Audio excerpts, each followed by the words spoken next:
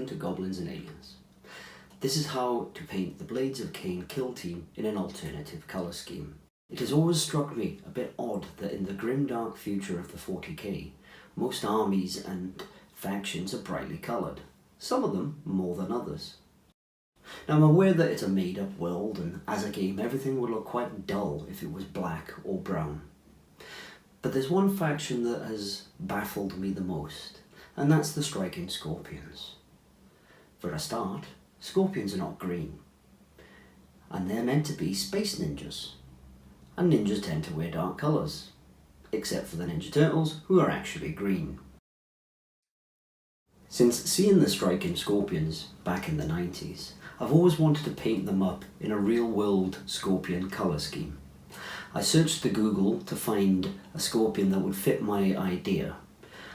I settled on the European yellow-tailed Scorpion, as its colour scheme was interesting and it's the only one that inhabits the UK. The other thing worth noting is the Striking Scorpion's models have a strong resemblance to the Space Hunter in the documentary Predator, and the colours I'm aiming for line up with his overall colour scheme. Plus, it will get a big thumbs up from the 90s me.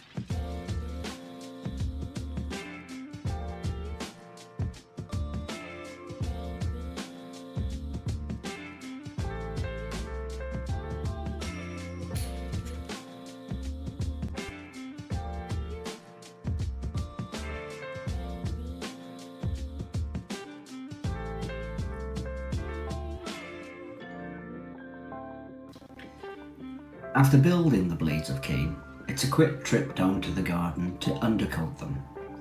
This time I've gone for the Colour Forge Brown. This is a good starting point for any darker hues. Start painting the most inner points. It's tempting to go straight for the big bold armour plates and the super cool weapons. This will help avoid any unwanted splodges later. For the under armour, I'm using a brownish yellow. This will act as the base for the pale limbs of a yellow-tailed scorpion. I'm using Japanese Uniform World War II by Vallejo. Another option would be Avalanche Sunset from Citadel. Time for the magic in a pot. Agrax Earthshade. Thin down with water to help it flow. Try not to let it pool and swoop it away from the high areas to avoid those coffee stains. When the Agrax dries, I reapply the base yellow in preparation for the highlights, leaving the effects of the shade in the recessed areas. It may take a few coats if you are glazing. This will help the gradients from the shadow to the light. First highlight is a mix of Japanese Uniform World War II and German yellow. It's good to have two versions of your mix to allow you to jump between the layering and the glazing. After establishing the first highlight, I use straight German yellow.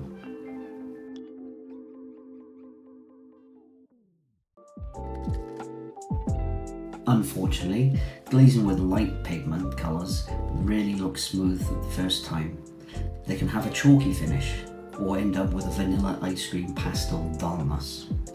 To fix this, glaze over the highlights and shades with a nice warm yellow mix. This will also tie the colours together.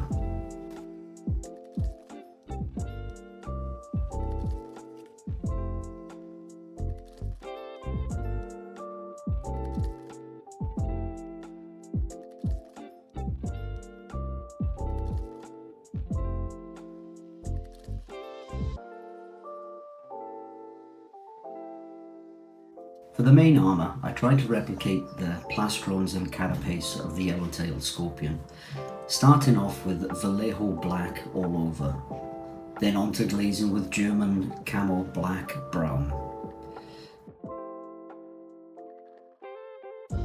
After gradually building up the German camel black brown, I use a thin glaze of chocolate brown on a smaller surface area.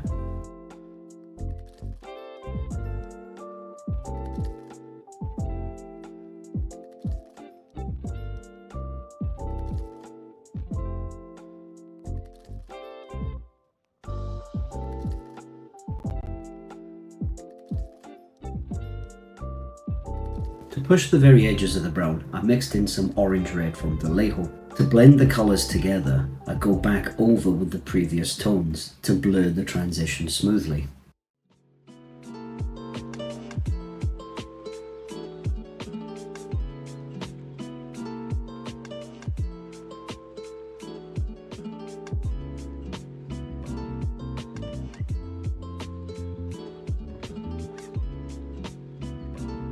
One of the mistakes I ran into was trying to batch paint using the glazing methods. Glazing takes a lot longer than just firing on some paints. From here on, you'll see me focus on just one individual model. Trying to batch paint using glazing is not a smart move.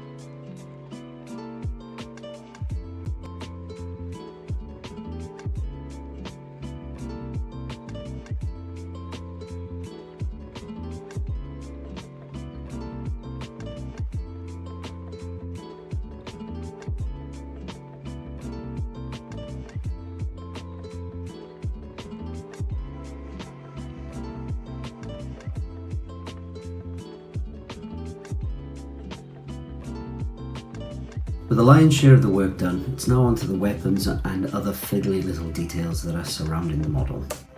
Deep sea green is one of my favourite colours for this. It's a good starting point for any grey you want. So the weapon, the tubes and the gun holster all get a coat of nun oil. When that's dried, it's highlighting back over with the original paint and gradually mixing in some deck tan to brighten that tone up. Trying something different with the sword.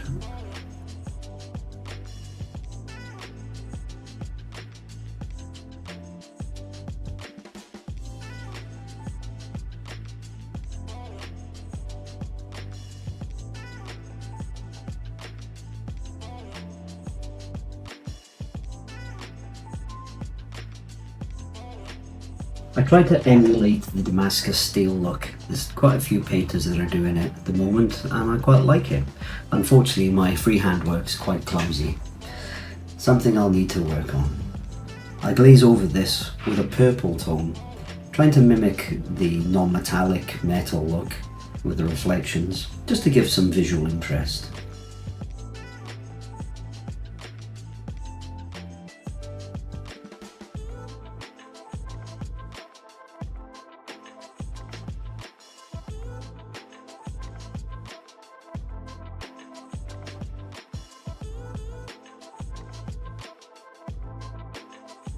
It was at this point that I realised that the model was very dull and dark, so I wanted to add some vibrancy.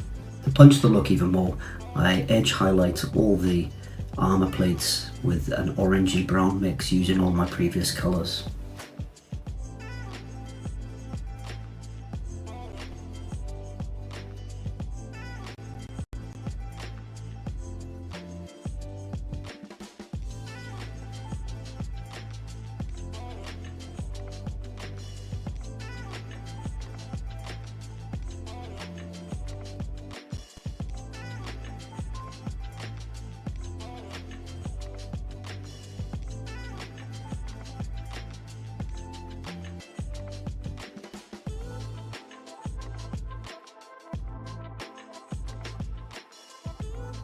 And a homage to the original Scorpions, I will use green on the ribbons around their arms, like a unit indicator.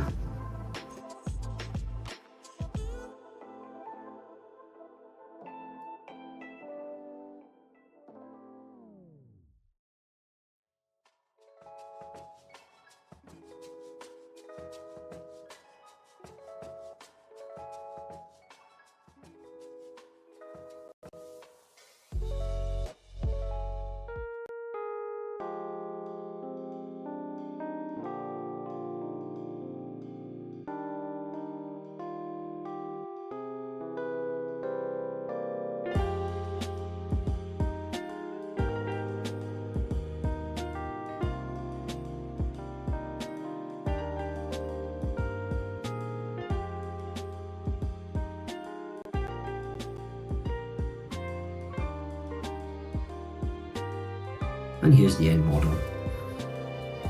I'm proud of this guy. It's turned out quite well.